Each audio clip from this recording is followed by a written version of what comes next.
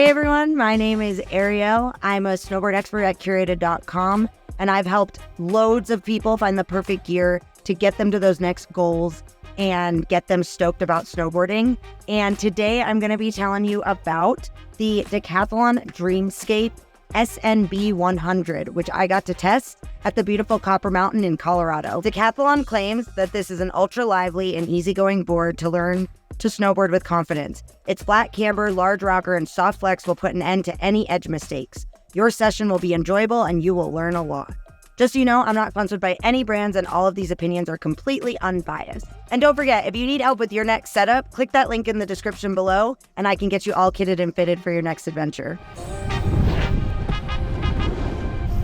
My overall impression of this board is that it is exactly how it is advertised. With my instructing background, I know for a fact that the skills that you learn as a beginner snowboarder would be made very easy on this board.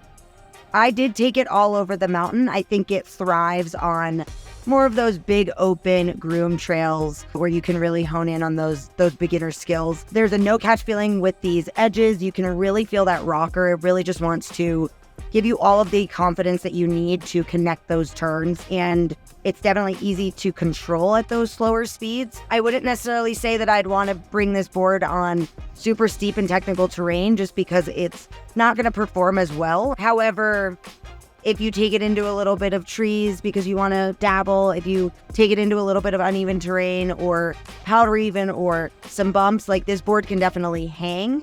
I will say that I was very, very surprised at how stable this board was. Usually a beginner board that does have a little bit more rocker isn't as stable. And like I said, I did push this board a little bit. And no, it wasn't the most stable snowboard I've ever been on, but for getting it up to speed a little bit and like pushing the boundaries of the board, it hung. So don't be afraid to get this board because you think you're going to grow out of it too quick. It's definitely going to allow you to learn basics in freestyle, learn basics in all mountain riding. I will say it wasn't the poppiest because it is a little bit more rocker dominant in the profile. Even though I mentioned that it didn't have a crazy pop, I was able to take it over some jumps. I would say that the landings were not the best, not the most stable. This board definitely isn't the most damp.